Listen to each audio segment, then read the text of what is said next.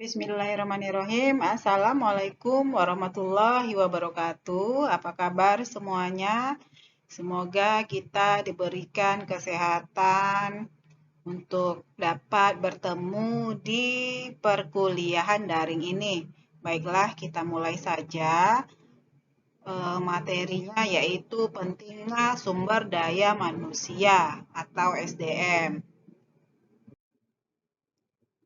Nah, tujuan manajemen sumber daya manusia pendidikan adalah pencapaian kinerja pendidik dan tenaga kependidikan, menciptakan kondisi kerja yang harmonis tanpa mengorbankan unsur-unsur manusia yang terlibat dalam kegiatan pendidikan. Nah, apa itu sumber daya manusia dalam sekolah?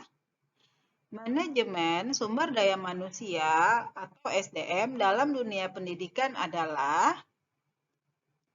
proses menangani berbagai masalah pada ruang lingkup siswa, karyawan, pegawai, buruh, manajer, dan tenaga kerja lainnya dalam bidang pendidikan untuk menunjang aktivitas bidang pendidikan demi mendapatkan tujuan yang telah ditentukan.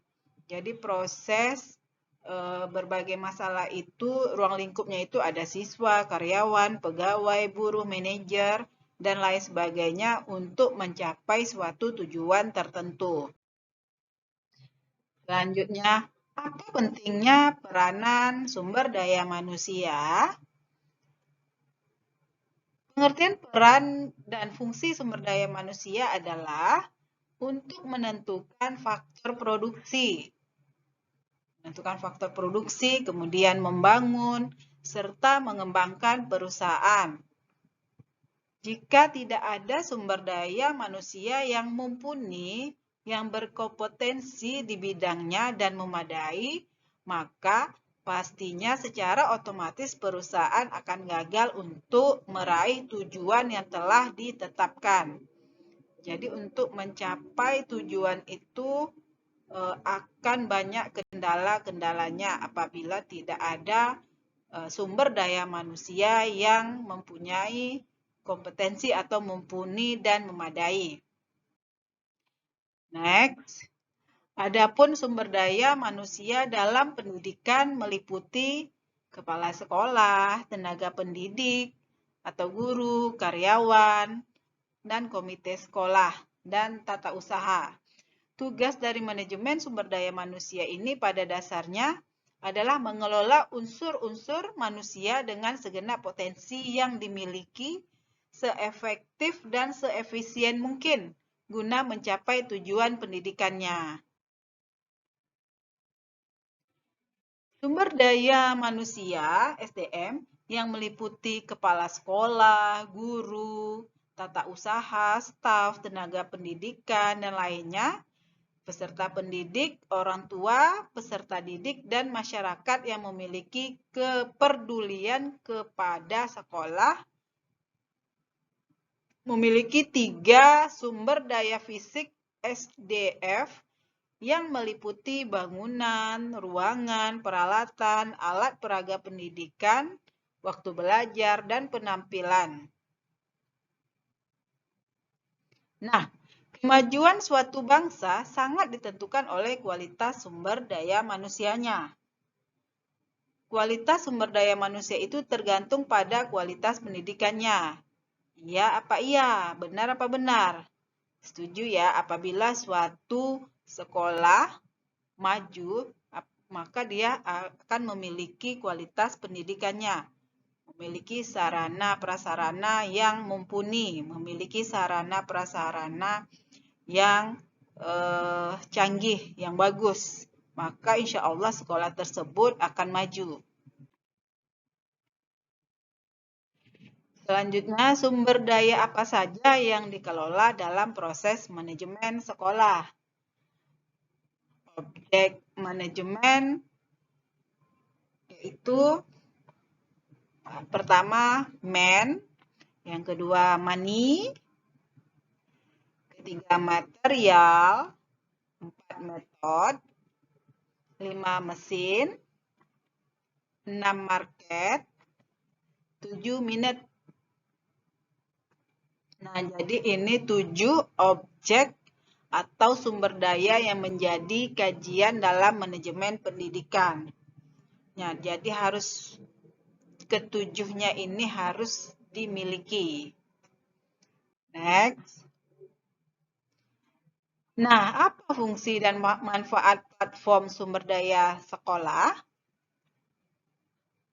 Platform sumber daya sekolah untuk meningkatkan transparansi, akuntabilitas, dan fleksibilitas manajemen sumber daya sekolah.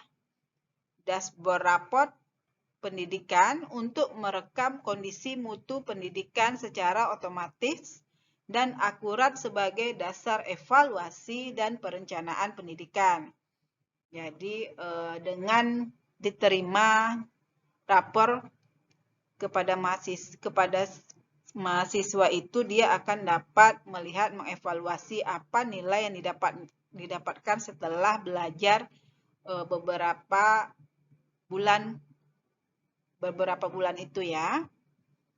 Oke, selanjutnya. Mengapa manusia merupakan sumber daya yang penting dalam suatu organisasi?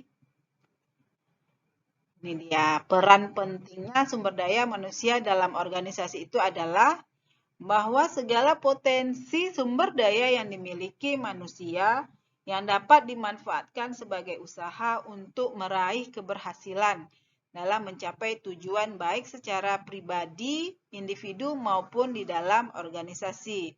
Jadi itulah peran manusia untuk mencapai tujuan di dalam organisasi maupun individu.